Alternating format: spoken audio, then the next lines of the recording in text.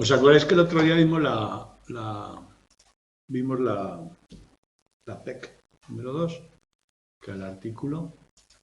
Yo creo que lo acabamos de ver. Si tenéis alguna duda, preguntáis, pero vamos, lo vimos en bastante detalle, mucho más del que nos pide la asignatura en sí. El tema 6 va de realizar simultaneidad. En este caso no hablamos de realizar tareas alternativamente y de seleccionarlas, sino de hacerlas a la vez y qué consecuencias tiene. Esto no es nada extraordinario. Lo primero, bueno, aquí tenéis el índice, lo voy a ir un poco más deprisa. No es nada extraordinario, todos los días hacemos cosas, casi todo lo que hacemos requiere tener en cuenta varios parámetros, hacer varias cosas a la vez. Rara vez estamos haciendo algo que no implique hacer otras cosas, vigilando al niño a la vez que hacemos la comida, yo qué sé, muchas cosas, ¿no? Cuando vas por la calle, estás hablando con alguien, a la vez vas caminando, todas esas. Muchas veces lo que hacemos es seleccionar una o alternar entre una y otra. La selección y la división requieren decidir a qué vamos a atender, a qué vamos a asignar los recursos. Si alguna actividad es más o menos automática, cuando vas conduciendo, las otras parece que no se ven afectadas por esa, los automatismos parece que van en paralelo, pues también veremos eso. También la memoria, es importante cuando hago una tarea con pasos ver lo que viene a continuación, una influencia de la memoria.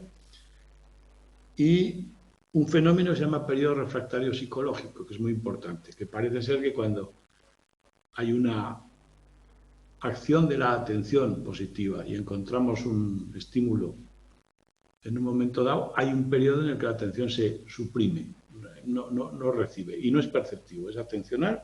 Bueno, pues lo veremos en detalle. Lo primero es qué solemos hacer para hacer varias tareas a la vez. Ya decimos que es algo muy común. Entonces tenemos unas habilidades más que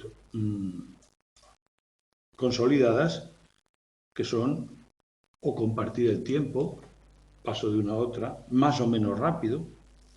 Esto es optimizar, por ejemplo, si estoy vigilando al niño a la vez que estoy cocinando, pues a lo mejor miro al niño cada 10 segundos o cada X tiempo, de estar todo el tiempo, y el resto estoy mirando al plato, o viceversa. Miro al niño y de cada 10 segundos miro al plato. Bien. La segunda es darle una reestructuración, una forma de hacerlas, que las dos se puedan coordinar con cierta armonía. Aquí cualquiera que queráis, ¿no? Pues actividades que son más fáciles que otras, pues por ejemplo, yo qué sé, conducir y hablar por teléfono, cosas así. Y la tercera es controlar estrategias. Ver qué recursos tengo, qué tengo que ver. Por ejemplo, si estoy cocinando, al principio estoy dando un proceso muy rápido con la comida, es peligroso que se me puede quemar, ahí me centro más en la comida, menos en el niño, y viceversa. Después, cuando está cociendo, es otra que de vez en cuando, pues bueno, percibir, entre la percepción y la atención yo distribuyo en función de los objetivos. Esta parte de distribución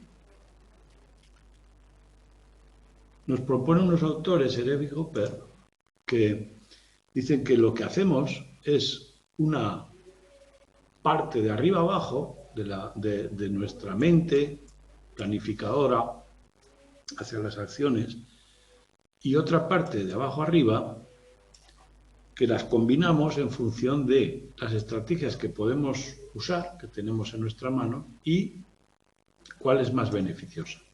Hacemos un balance económico. Por ejemplo, en el ejemplo que os digo, si yo sé que quiero hacer determinada comida, pero me tengo que fijar bien cuando adquiere el color, o yo qué sé, es que con los ejemplos a veces, pues yo qué sé, imagináis que queréis cocer algo cuando tiene la textura ya está cocido y tengo que echar otro ingrediente, bueno, pues ahí la información estimulante es muy importante. Entonces diré, ay, fíjate mucho en eso. Y por supuesto también las habilidades motoras, el sabor, bueno, como podéis ver, lo importante es abajo, arriba, arriba, abajo, decidir las acciones en función de todas esas fuentes, y eso es un control estratégico. Por lo tanto, es un control ejecutivo y puramente atencional. Esta teoría de los dos componentes, de cómo utilizamos las tareas secundarias, se lleva a un ejemplo, que son los pilotos de helicópteros, proponiéndoles dos tareas. El piloto de helicópteros va volando por ahí y lo primero que tiene que hacer es no chocarse. Es decir, ver el ambiente, si hay corriente, si hay una montaña, y dirigir el helicóptero. Lo mismo serviría para un coche, ¿no? Entonces es una tarea primaria. Y una tarea secundaria es, de vez en cuando, vigilar, pues como digo yo, en la cocina estoy vigilando al niño, pues vigilar, por si hay una novedad, de vez en cuando dar una barrida al entorno. Esa barrida al entorno es de arriba abajo. Yo de vez en cuando decido, vamos a ver qué pasa aquí. Igual que yo voy a ver al niño, vamos a ver qué pasa. Mientras que conducir el helicóptero es más bien de abajo arriba. En función del terreno que yo veo, sé que tengo que girar o no, tengo que superar un obstáculo o no, o tengo que disparar algo. ¿Entendéis la diferencia? Bueno, pues en este caso lo que hicieron es hacerlos conscientes a los pilotos para entrenarlos de las dos tareas, la primaria y la secundaria. De esta manera, decían, usted puede hacer la tarea de vigilancia, que es arriba abajo, en la tarea secundaria en este caso, la primera es manejar, con más o menos esa vigilancia puede hacerla más o menos extensiva o simplemente de vez en cuando levantar la mirada en un entorno mucho más estrecho. Bueno, pues ese tipo de entrenamiento de estrategias resultó efectivo para hacer unas tareas simultáneas, bajo la teoría de Erich-Hopper, ¿vale? Se entiende un poco más o menos cómo va esto. Bien. Vamos a ver todas estas posibilidades, como hemos dicho. La primera, la alternancia. Una forma de simultanear es cuando cambiamos una a otra. En todas las tareas de atención exigimos una tarea compleja a los sujetos en los experimentos que hemos visto hasta ahora y entendemos que las personas van a hacerlo lo mejor que puedan, que van a optimizar el resultado. Bueno, pues una de las tareas que solemos hacer consciente e inconscientemente es cambiar de tarea. Cuando cambiamos de tarea tenemos que reconfigurar toda la predisposición que llevamos a una y sintonizarnos con otra cosa. Eso es una situación cognitiva. Entonces, cuando optamos por cambiar de una a otra, tenemos que modificar los objetivos. Y hay un coste siempre que cambiamos de una tarea a otra, porque esa reconfiguración nos lleva un tiempo, un esfuerzo. Bien, experimentalmente se simplifica al máximo y la primera tarea sería, por ejemplo, presentar de forma previsible, cuidado, aquí no hay sorpresa, cada X tiempo, sé que me va a salir una tarea, pues por ejemplo, nombrar si es una consonante o una vocal. Y la segunda tarea, en la que cambiaremos de forma previsible, sería pues decidir si un número es par o impar. Yo me tengo que sintonizar con esa tarea, eso es una cuestión ejecutiva. Pues bueno, en los ensayos en los que cambiamos de tarea, justo en el primer ensayo, el tiempo de reacción es mayor por el coste de esa reconfiguración. Eso le llamaremos coste por el cambio. Transicionar de una tarea a otra, alterar lo que percibo y todo eso, lleva un coste. Y el tiempo de reacción y los errores son mayores justo en el ensayo de cambio, en el primero de cambio. Los siguientes tienen un tiempo de reacción normal. Eso refleja el tiempo que nos cuesta la disposición mental, sean milisegundos. Estas dos tareas tan simples que hemos puesto aquí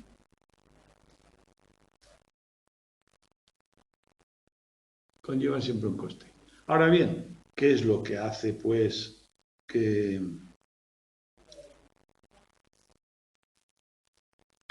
estamos haciendo? ¿Cuánto nos cuesta reconfigurar? Empezaron a cambiar parámetros en el experimento y el más importante es el tiempo de cambio.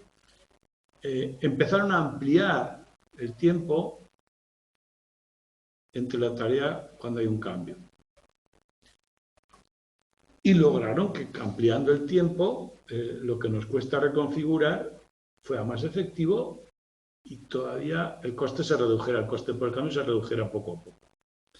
Ahora bien, incluso con un segundo, esta tarea sencilla, seguía habiendo un coste. Todavía el tiempo de reacción en el ensayo de cambio era mayor que el tiempo de reacción normal. No hay forma, en otras palabras, no hay forma de dar tiempo suficiente para que se reconfigure del todo el control ejecutivo y no haya coste. Hay un coste residual siempre. Vale. Pues este coste residual, los autores del experimento son Rogers y Monsell, lo atribuyeron a que cuando cambiamos de actividad hay dos fases o dos factores que hay que cambiar. Uno, de arriba a abajo, que es la preparación psíquica para la tarea, mi predisposición mental.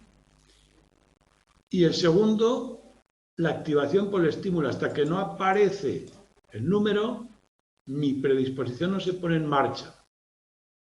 Una vez que aparece, empieza a rodar. Es decir, la suma de estos dos procesos, uno abajo arriba y uno arriba abajo, sería el coste por el cambio. Y cuando aumentamos el tiempo entre tareas, la preparación se puede lograr en ese tiempo, pero no se activa nunca hasta que no empezamos y por eso el coste residual. ¿De acuerdo? Rogers y Monsell explican el coste residual porque requiere la activación por el estímulo. Bien, esta teoría es una de ellas, está contestada por otros autores, pues por ejemplo, bueno, muchos otros autores dicen que no hace falta que se active por el estímulo, sino que realmente lo que impide que el coste residual sea cero es que inhibir la primera tarea es una cuestión de control ejecutivo que no se puede realizar de forma inmediata hasta que no aparece un estímulo nuevo, no se puede inhibir del todo. O sea, la disposición previa sigue estando ahí hasta que no empieza a funcionar la nueva. A cierta altura, ¿no? Bueno, y lo que tienen en común las dos teorías es que en cualquier caso, cuando yo cambio de actividad, hay que preparar vías atencionales, cognitivas, para la nueva actividad. Primero prepararlas y luego sustituirlas. Lo que no están de acuerdo es la naturaleza de esas vías y cuándo ocurre, pero nada más.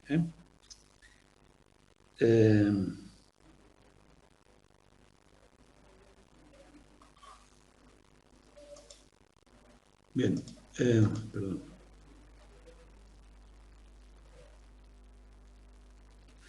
El coste residual, como no se puede eliminar en su totalidad, las teorías que dicen que no podemos inhibir la preparación anterior, dice que lo que llevamos de una tarea a otra, aunque si el estímulo es parecido, diferente respuesta, lo que llevamos es la correspondencia estímulo-respuesta. Lo que se corresponde, hay experimentos que puedes utilizar los mismos estímulos, letras o símbolos visuales, y la respuesta difiere en uno u otro. Bueno, pues la correspondencia estímulo-respuesta sería la unidad que yo tengo aquí automatizada o más o menos establecida y predispuesta y que en el cambio tengo que cambiar, tengo que lograr otra predisposición estímulo-respuesta. Eso es un transfer, una transferencia que siempre tiene un coste atencional y que, aunque practique mucho, no se va a eliminar. Y esa hipótesis se comprueba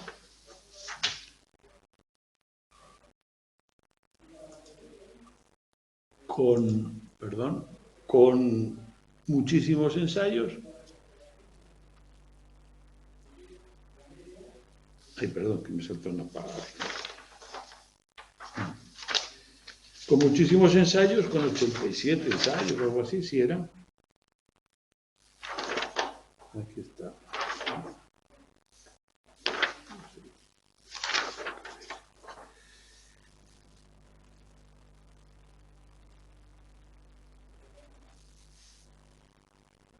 Bueno, es el transfer negativo, vale, perdón, no, que me salta yo. El tercer modelo, la transferencia del coste residual del de Ion. Este es un poco más difícil de entender, pero no muy complicado.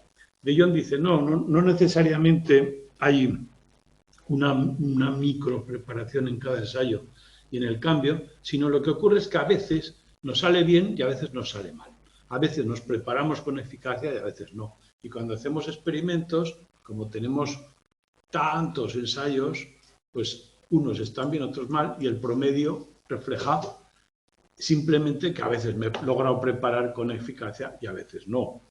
Esta teoría la prueba diciendo, bueno, vamos a comparar los ensayos en los que objetivamente hay una buena preparación y no hay cambio, los estímulos, el intervalo entre estímulo y estímulo es lo suficientemente largo, no hay ningún cambio, ahí estamos trabajando de forma óptima, está una línea base, ¿no? El tiempo-reacción óptimo es cuando hay un tiempo largo y no hay cambios, y los ensayos no preparados son los que hay un intervalo muy corto y hay cambio. Me impide los ensayos extremos, los más difíciles, me impide prepararme con eficacia, por lo tanto, eso sería la parte pesimista. Y en medio de estos dos, el mal preparado objetivamente y el bien preparado objetivamente, el resto de los ensayos van cambiando según de una forma variable, aleatoria. En algunos funcionará y en otros no. De arriba a abajo. ¿De acuerdo? Más o menos largo y con cambio. Y bueno, su gráfico, sus resultados son estos. La línea base de ensayos sin cambio, es decir, la probabilidad de errores. Aquí hacia arriba la cosa es... el tiempo de respuesta está aquí, vemos los ensayos largos aquí a la derecha, los cortos aquí a la izquierda. Bueno, la probabilidad de errores pues es de que se produzcan los fallos. Vemos que los ensayos estos intermedios a veces se alinean con los pésimos y a veces con los óptimos. Y esto es lo que dice De Dion. Estos del medio, que no tienen por qué seguir en este orden, sino que son aleatorios, unos han ocurrido antes, otros después, estos del medio son preparaciones intermedias y a veces nos sale bien y a veces nos sale mal. Es decir, según él, no hay un mecanismo que esté funcionando de forma diferencial unos y otros, sino que depende de, como es una tarea larga y continua y muy puntual, pues que a veces nos pillará bien preparado y a veces mal. Bueno, esa es la tesis de De Dion. Si se entiende, yo creo que sí se entiende, ¿no? Para él es una cuestión de probabilidad y el tiempo de reacción va a ser siempre variable. Y cuando logremos prepararnos bien, los tiempos se parecerán a los ensayos óptimos y cuando no logremos prepararnos bien se parecerán a los ensayos pésimos.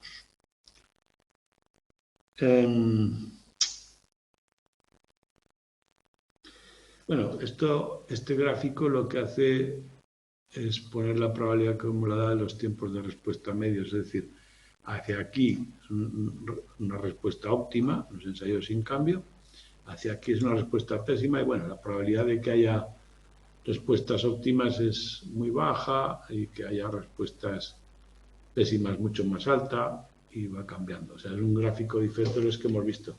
Pero lo importante no es eso, sino esto, ¿no? Los ensayos oscilan entre el peor y el mejor de forma aleatoria. Bien, esto es cuando analizamos la alternancia, el cambio entre tareas. ¿Qué ocurre cuando una tarea tiene varias etapas y hay que conseguirlas una detrás de otra? Pues, por ejemplo, cuando estoy haciendo una receta. En función de las etapas, aunque nos parezca que las tareas que vemos aquí en los experimentos son muy simples, en realidad también tienen fases. Tengo que percibir, tengo que mover, tengo que responder, tengo que comprobar.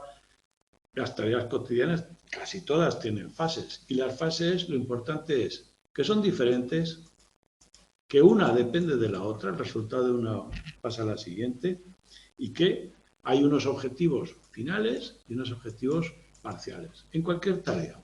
Estas micro tareas también las tienen, metas y objetivos parciales. Hay una secuencia y aquí interviene las estrategias ejecutivas de control, que van comparando los resultados con las metas, van comparando la dirección de avance con la meta final.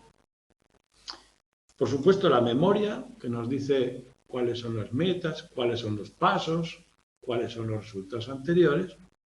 Una memoria que se llama prospectiva. Si habéis estudiado la asignatura de memoria, sabéis que la memoria prospectiva es memoria de agenda. Cuando yo planifico lo que voy a hacer mañana, no es un recuerdo del pasado, sino una especie de preparación del futuro y de anticipación. Bueno, pues esa memoria prospectiva, los pasos que debo seguir, bueno, pues requiere un control atencional asociado con la memoria.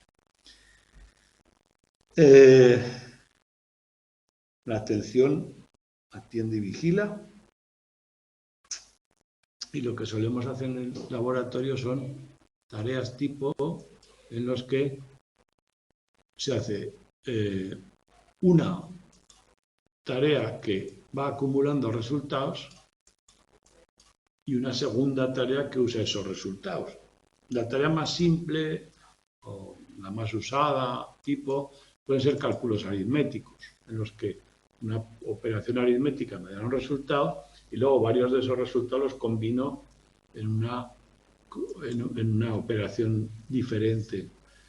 Lo que nos interesa aquí es ver si mejora con la práctica, la reiteración de los cálculos va mejorándolos, esperamos que sí, y sobre todo, ¿qué es lo que mejora más? Las combinaciones, esas operaciones más estructurales, que usan operaciones parciales, son más potentes a la hora de mejorar o no, bueno, o bien, ¿qué influencia tienen? En las operaciones numéricas, diríamos que los cálculos puntuales mejoran con el tiempo, la práctica previa los hace mejorar, y las estructuras también. El hacer cálculos estructurales que integran a los anteriores también. Bueno, para explicar estos resultados habituales, el concepto que nos propone es el marco procedimental de Carlson y Son, y es que ellos le dan prioridad a la información estructural. Si yo a una persona le digo una estructura global de lo que tiene que hacer, le facilitará más la tarea, la atención, que si solamente le digo operaciones parciales. Es decir, los marcos procedimentales en una tarea matemática sería, por ejemplo, decir a alguien la operación aritmética que va a tener que hacer en vez de los números que va a tener que usar. Los números es una información útil, que la necesito para la tarea multietapa, pero me va a beneficiar menos que tener la operación porque es un marco procedimental, una estructura integrada.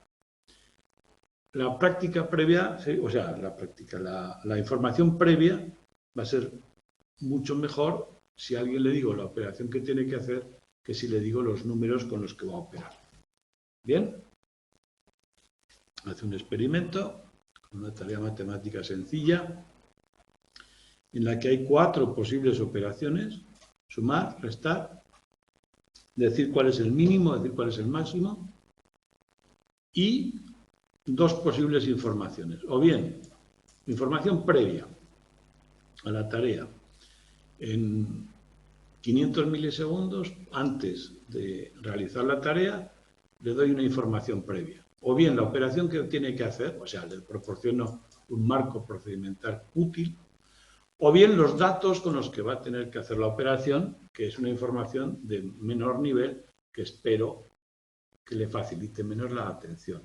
Si la atención se organiza por marcos, por estructuras integradas, funcionará mejor esta información que esta, ¿vale? La tarea, en este caso, el sujeto empieza el experimento cuando él quiere, cada ensayo cuando él quiere, y aparece un cuadro como este, ¿no? En el que se le da un valor, x es igual a 2, el valor inicial, que tiene que operar con él, y o bien, en el segundo paso, 500 milisegundos después, le decimos la operación que va a tener que hacer, o bien el número que va a tener que usar. Esta persona sabe que tiene un 2 y que va a tener que sumar. Mientras que esta persona sabe que tiene un 2 y que va a tener que hacer algo con el 2 y el 3. No sabe qué. Bien. Tercera etapa, aquí le decimos el número que falta y aquí le decimos la operación que falta y por último nos da el resultado. Esta persona, los dos tienen que decir 5, está recibido primero el operador y está recibido primero el número. Bueno, la tarea en cascada, en este caso, demuestra que la condición esta de marco o estructura, la información estructural es más potente y funciona mejor, corroborando la hipótesis de los autores. De hecho, es el experimento que la corrobora. ¿De acuerdo? Los resultados son estos. En todas las condiciones se alteraba también una condición, ¿no? A veces el orden era fijo, a veces era variado.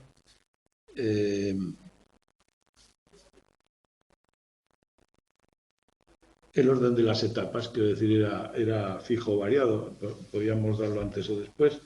En cualquier caso, siempre que el operando iba primero, los resultados son superiores a cuando lo primero era el número. Por lo tanto, el marco procedimental funciona. Esto también funciona con tareas de naturaleza espacial, no aritmética, cualquier otra, ¿eh? Hay muchos más experimentos. Un fenómeno totalmente generalizado. El marco procedimental, cuando hay un orden fijo, nos ayuda mucho más que los datos.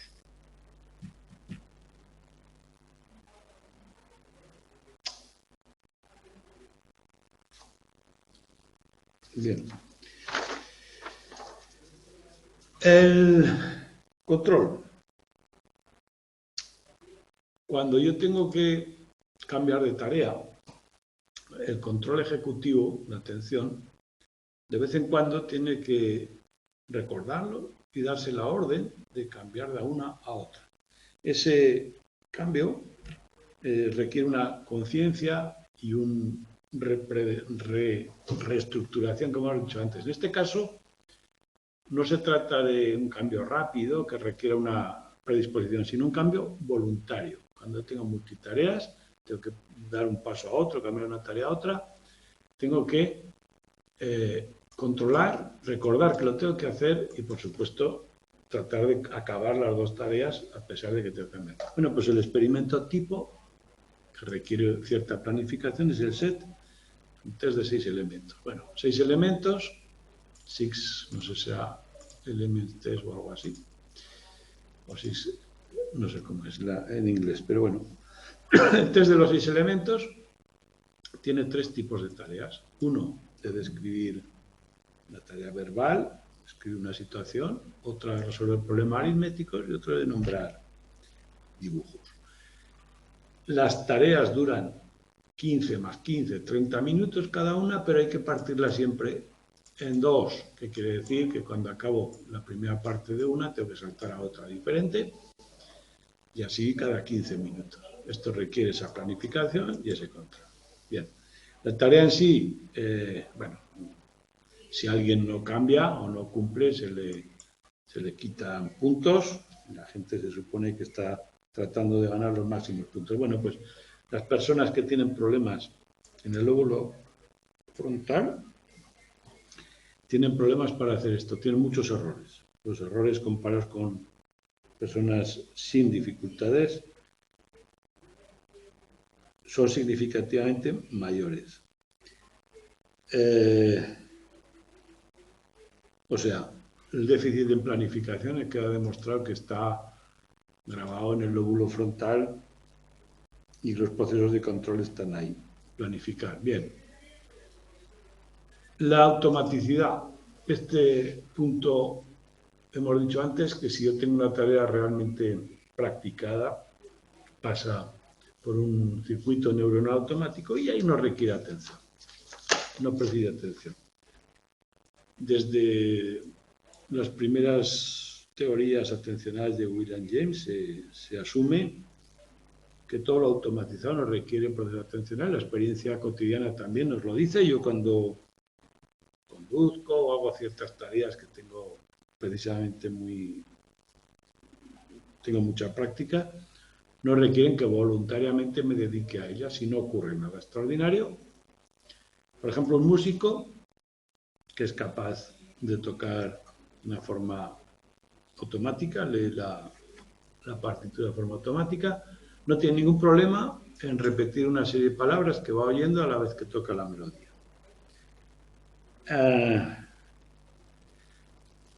También, según Hirst, las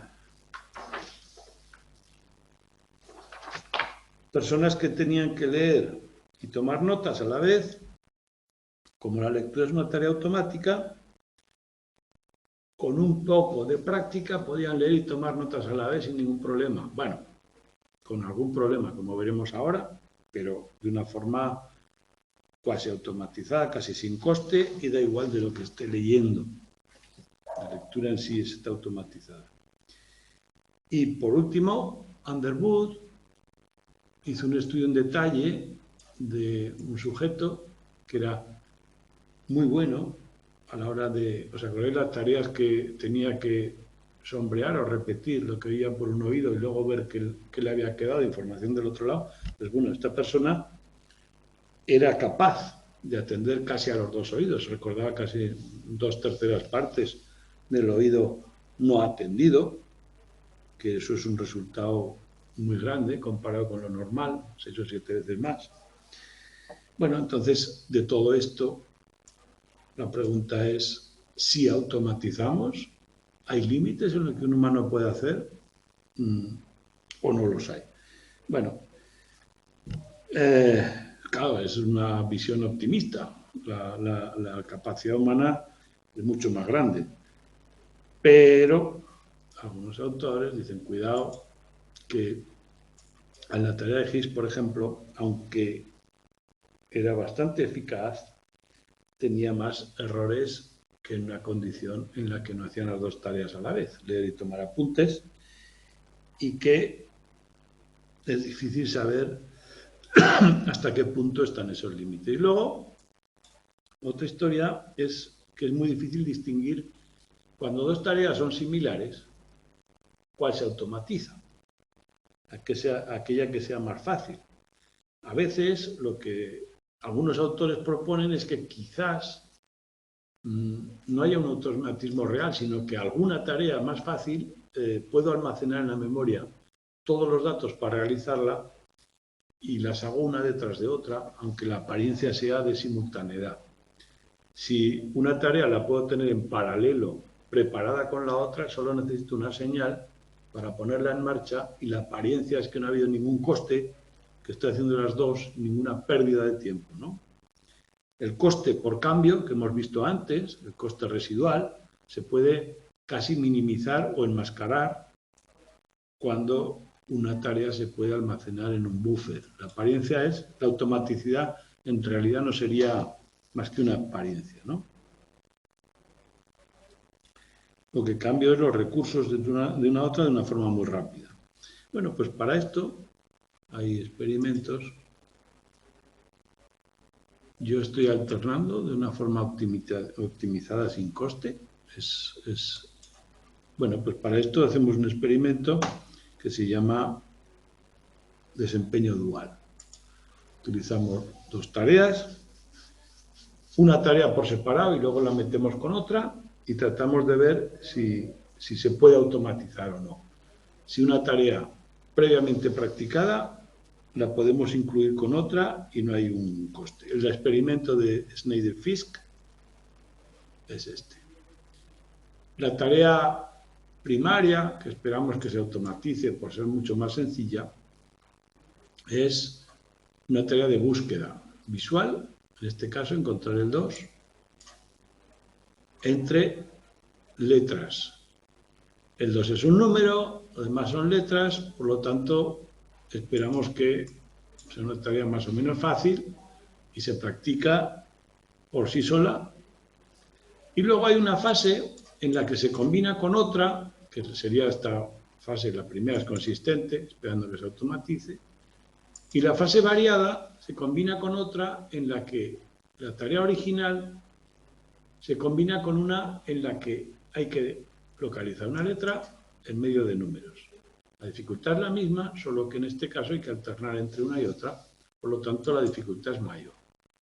El sujeto que intenta automatizar esta se le especifica que ahora va a tener que fijarse más en esta, que esta le va a salir de forma automática, pero esta va a ser más difícil. Que ponga la atención en esta. Bueno,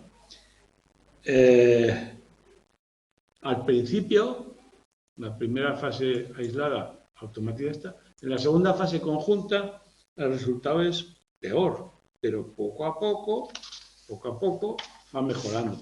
¿Qué significa esto? Pues que esta tarea, que si ya estaba automatizada, en cuanto la mezclamos con otra, pierde el automatismo. Por lo tanto, demuestra que la tarea se automatiza en un contexto, no necesariamente en todos, por lo tanto, hay que tener cuidado cuando hablamos de automatismo sin el contexto. Y a medida que transcurrían los ensayos de la tarea conjunta, se fue mejorando y fue automatizando otra vez. Y las dos tareas, la nueva y la vieja, van mejorando. Esta al llegar al nivel anterior y bueno, el mecanismo de la tarea dual liberaba recursos atencionales que se iban pasando a medida que recuperamos la atención a la otra y va mejorando también. Esa es la teoría, la consistente. Empeora en multitareas, pero solo al principio, con la práctica mejoran ambas porque la automatización de esta libera recursos que van a esta. Bien, y vamos al punto quizás más importante del tema, sí, el periodo refractario psicológico. En condiciones de doble tarea hay una teoría de Brodmann ya hace tiempo, el 56, que dice que hay una fase que no se puede compartir, que no se puede hacer más que en serie, no en paralelo, y es la fase de selección de respuestas. Recordad que en los experimentos que vimos al principio veíamos que la fase perceptiva iba seguida de una selección de respuestas y la ejecución de la respuesta. Pues bueno, en esa fase Brodmann ya dijo que la interferencia atencional no se produce más que a la hora de decidir por una respuesta u otra. Y ahí, hasta que no termina una, no puede empezar la otra. Un periodo refractario que se explica por eso. Así pues, cuando hay dos tareas, si se ejecutan juntas, simultáneas, el tiempo va a ser peor que se ejecutan de forma separada. Para eso se desarrolla el paradigma de doble tarea. Son dos tareas con estímulos y respuestas diferentes, por lo tanto, en principio, sentido diferente, respuesta diferente, no tienen por qué tener problema perceptivo o problema de ejecución de la respuesta, pero sí en la decisión, ¿no? Vamos a poner, yo qué sé, un tono al que hay que responder bueno, con el ejemplo, seguimos el ejemplo aquí, un tono alto-bajo y al que le tiene que decir precisamente es alto-bajo, y luego un dibujo, un cuadrado, que está a la izquierda o a la derecha, y tiene que darle un botón para decir dónde está. Dos estímulos diferentes, dos respuestas diferentes. Ahora bien, lo importante es que las tareas se inician casi a la vez. Antes de que responda a la primera, le proponemos el estímulo de la segunda. Esquemáticamente, el estímulo 1 aparece, el sujeto experimental lo percibe, el tiempo que tarde, selecciona la respuesta, el tiempo que tarde, y la ejecuta y vemos la respuesta 1. Pues bueno, el intervalo entre estímulos, entre ensayos, estímulos onset asynchrony, la diferencia de presentación del estímulo 2, vamos a jugar con él, pero tiene que ser antes de que ejecute la respuesta, presentamos el estímulo 2. Y estimamos que va a haber una fase de percepción, una fase de selección de respuesta y una parte de ejecución de respuesta. Pues bien, la tesis de Broadbent, de la interferencia en la selección de respuesta, dice que no se puede iniciar la selección de respuesta a la tarea 2 antes de que haya terminado la selección de respuesta a la tarea 1.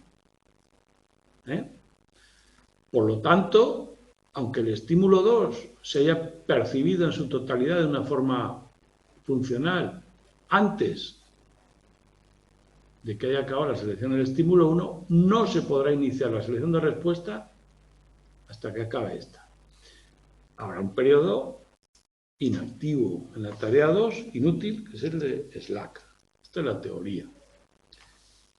Y lo que vamos a intentar probar con los estímulos. En la prueba, el PRP es constante, siempre ocurre, es decir, antes pensábamos que era un procesamiento que bueno, la selección de respuesta ha tenido el cuello de botella famoso que hemos visto, que puede ser perceptivo, ha quedado en el lugar de la ejecución de la selección de respuesta. Bueno, y esta línea roja es la clave. Entonces, en nuestro experimento, cuando el SOA es corto, la respuesta 2 se ve penalizada y el tiempo de reacción es mayor que si la hiciéramos por separado. La explicación es esta. A mayor separación entre las dos tareas, menor periodo refractario psicológico, porque no ocurrirá esta interferencia. Si esta tarea se desplaza hacia la derecha, empieza más tarde, el tiempo total de la tarea 2 será el mismo que si lo hiciera por separado. No habría interferencias, podemos hacer a la vez, ¿no? Y esto es la explicación del periodo y los datos que lo apoyan. Con un intervalo corto se montarían las dos fases de selección y penalizaría la segunda tarea. Si el tiempo es más largo, no se montaría, no lo penalizaría. Por lo tanto, el tiempo de reacción de la segunda tarea depende del SOA. Lo más largo, mejor. Ahí tenéis una fórmula que no es muy importante sin entender esto. Vamos a verlo en detalle. Cuello de botella sería estructural. ¿Por qué? Porque no se puede realizar la selección de respuesta a la vez. Hay una incapacidad atencional para hacerlo en la selección de respuesta. Y no es una cuestión de refractaria neuronal, de que las neuronas quedan activas, sino más bien de decisión de respuesta, algo más que un sistema de activación celular. Vamos a verlo en detalle. El modelo, que empieza con el que os he puesto abajo, vamos a ponerlo a prueba aumentando, por ejemplo, la dificultad de percepción o de tarea. En el caso de que en el estímulo 2 lo hagamos más difícil de percibir, si en este caso era decidir si había un cuadro a la derecha o a la izquierda, ponemos un cuadro mucho más difícil de percibir, menos contrastado, con un color... Bueno, Eso implica que la fase de percepción va a aumentar este periodo, pongamos. Pero el tiempo total va a ser el mismo. Fijaos que lo único que consigo, haciéndolo más difícil de percibir, es que el tiempo de inactividad se disminuya, pero el tiempo total va a ser el mismo. Y voy a encontrar el mismo PRP que cuando la percepción está optimizada. Y este es el resultado que se obtiene. Ahora bien, imaginad que en vez de cambiar la percepción, lo que hago es alargar el periodo de selección de respuesta, haciendo una respuesta más difícil de decidir. En este caso, sí que aumenta el tiempo total dedicado al estímulo 2, porque este periodo, la selección de respuesta, no va a empezar en ningún caso antes de esto, raya, y va a afectar al resultado general de forma directa. Bueno, hacemos el experimento, aumentamos o disminuimos, hacemos más difícil la percepción y no aumenta el periodo refractario, no aumenta el PRP, no aumenta el tiempo de reacción al 2 y, sin embargo, cuando hacemos la respuesta más difícil, la selección de respuesta más difícil sí que aumenta el PRP, con lo cual apoya el modelo. ¿Se entiende? Bien. Si nos ponemos a practicar mucho, si este efecto es estructural, a lo mejor si no fuera estructural, a lo mejor con la práctica lo podemos evitar. Bueno, pues ocurre que a pesar de aumentar la práctica, que es donde me he soltado yo antes,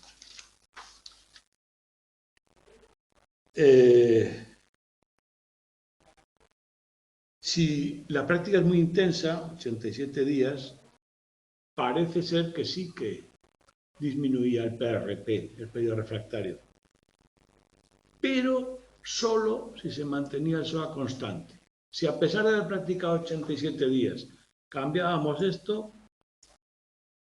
no se mantenía el PRP, lo cual quiere decir que la disminución del PRP es una cuestión estratégica. El sujeto con el tiempo ha construido una estrategia para ese SOA, para esas circunstancias, que luego cuando se lo cambia no le sirve. Lo cual implica que no hay un cambio en el cuello de botella estructural, solo estratégico. Es un apoyo también a la presunción de que eso es estructural y que no se puede soslayar. Hay una estrategia específica, pero el PRP es inevitable con la práctica. Porque no es una habilidad general que mejora o es una que desaparece, sino que simplemente es una estrategia. Bueno, hoy sabemos que ocurre con mucha variedad, que perdura y que a veces, cuando las dos tareas no comparten recursos, puede ser que se reduzca, pero que desaparecer no desaparece nunca. Y siempre cuando el estadio de selección de respuesta se puede reducir estratégicamente o por el tipo de respuesta, es cuando se reduce el PRP. O sea, el modelo es válido hasta ahora.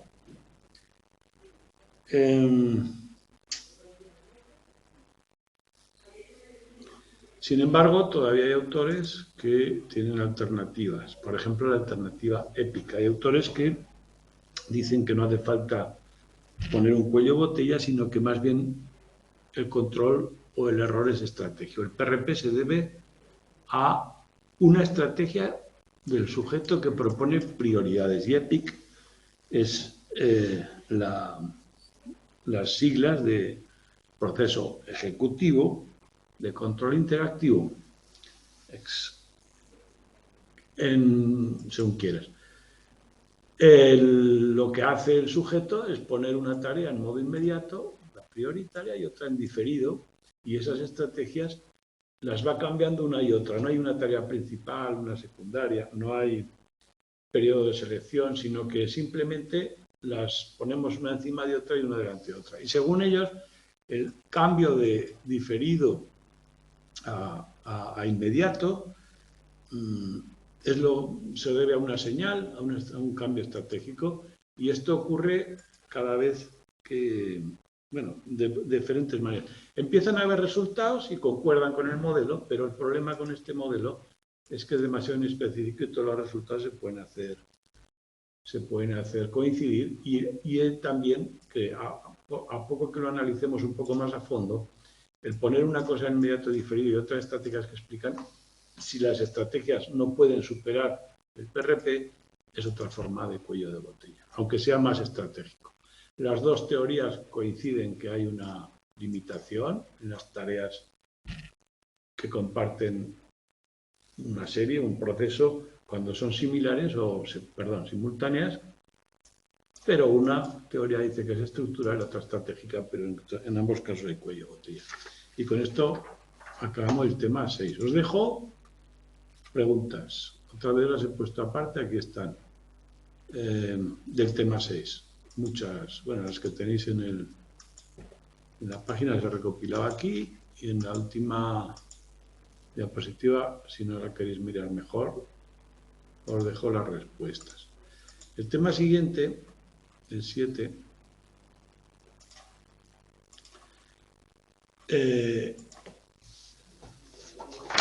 es un tema que redunda con lo que hemos visto hasta ahora, pero ahora sobre todo con las interacciones con la memoria, que nos van a ayudar a explicar muchos resultados. Siempre que tenemos una tarea atencional, ya hemos visto en las tareas secuenciales, la memoria entra en juego. La atención y la memoria son dos caras de la misma moneda. Bueno, pues este tema vamos a ver esa relación y cómo se produce. En cualquier momento que estamos procesando información, tenemos que la atención selecciona, la memoria selecciona en función de los datos que ya tenemos en la memoria. La memoria a su vez va almacenando y la atención decide a qué atendemos, por lo tanto, qué almacenamos. Esta interacción es continua entre dos estructuras complejas. Lo que recuerdo lo he atendido y la memoria requiere resultados de la atención. Resumiendo muy escuetamente, la atención decide qué es lo que voy a atender, por lo tanto voy a memorizar y aprender. Y la memoria nos permite dar continuidad a nuestra vida, los sucesos, y permite la memoria prospectiva estructurar acciones complejas o recordar cómo se hacía. Vamos a ver hasta qué punto la atención es importante en almacenar y recuperar información y hasta qué punto los contenidos se almacenan o no. ¿Qué requisitos utiliza la atención para seleccionar y recordarla en el tiempo? Veremos los tipos de memoria. Los que habéis dado memoria, esto os va a resultar muy familiar y muy fácil. Las estructuras de memoria y la interacción con la atención, cada una. La memoria sensorial, es decir, una que tiene cada sentido, una memoria que mantiene la información un tiempo antes de procesarla, y la operativa, que es la memoria de trabajo, lo que tenemos en mente en cada momento. En su momento se llama memoria a corto plazo, pero más que a corto plazo es una memoria de trabajo en la que hacemos cosas con la información precisamente para memorizarla.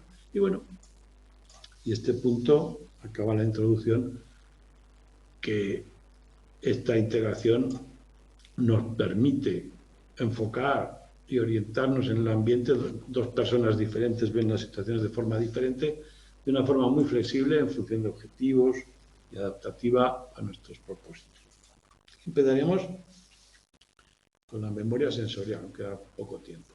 Cada sentido tiene una estructura que no es perceptiva, sino memorística, porque mantiene la información durante un tiempo de forma y manera que la memoria operativa pueda acceder a ella, seleccionar la que le importe y llevarla al resto del proceso selectivo.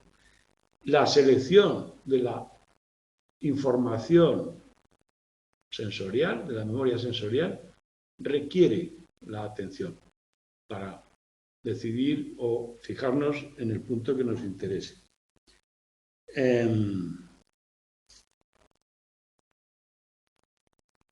Cada sentido responde a un tipo de información. El oído es una vibración del aire, las moléculas de los alimentos en los olores, el sabor. Los más estudiados, la vista y el oído, son los que vamos a ver. Y vamos a ver la memoria icónica y la memoria auditiva en detalle. Para analizar la capacidad y la duración y cómo funcionaba esta memoria, para probar su existencia y cómo funcionaba, Sperling hizo un experimento en el que enseñaba grupos de cantidad de letras, por ejemplo 12, durante un periodo muy breve. En este caso, a la memoria visual, muy breve durante 50 milisegundos. En ese tiempo es el tiempo de una fijación visual, un movimiento sacádico y prácticamente el tiempo mínimo para hacerla consciente. E inmediatamente se le pedía, mediante una señal, que recordara, o inmediatamente que recordara todo lo que pudiera. Si no había ninguna condición, de las 12 letras, la persona podía recordar 3 o 4. El resto se desvanecía automáticamente. La presentación es lo suficientemente pequeña para que no haya un procesamiento, pero que sí que deje huella en la memoria sensorial. Bueno, pues esa capacidad de 3 o 4 elementos de 12 parecía un límite hasta que Sperling empleó la técnica de informe parcial. En vez de recordar todas las letras que aparecían, se le pedía que recordara una de las 3 filas, mediante un tono que aparecía después de las letras. Si era un tono alto la primera fila, medio la segunda y bajo la tercera. Veo las letras, el tono y empiezo a decir la fila. Y en ese caso, con la técnica de informe parcial, las personas recordaban 3 o 4 letras de la fila sin ningún problema. Es decir, casi toda la información que había en la pantalla, porque previamente no sabían qué fila les iba a tocar. La información permanecía en la memoria sensorial durante mucho más tiempo del que parecía.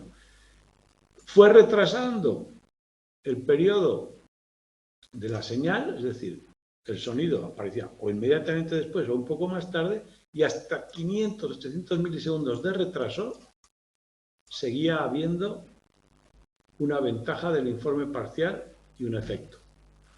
O sea, esta información permanecía en la memoria sensorial durante hasta 800 milisegundos, un segundo, 500, 800 milisegundos, más o menos.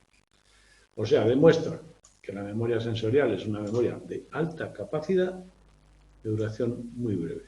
Y bueno, y que existe como tal, es un almacén memorístico que pasa de 4 o 5 en un informe total a el 80% en un informe parcial. Este cambio se denomina ventaja del informe parcial. Bien, veis que el gráfico, que la proporción de recuerdo correcto, a medida que se va demorando la señal, va bajando hasta que desaparece la ventaja del informe parcial y el resultado es similar al informe total, solo recuerda una letra o tal. Desaparece la huella de memoria y solo queda aquello que se ha pasado. Bien, dejamos aquí esta ventaja y ahora veremos qué papel tiene atención aquí, que es precisamente fijarnos en una de las líneas de un proceso atencional. El próximo jueves veremos lo que queda de este tema y el último, que es el último día de tutorías. Y oye, hasta el día del examen, que ya viene enseguida. Hasta el jueves.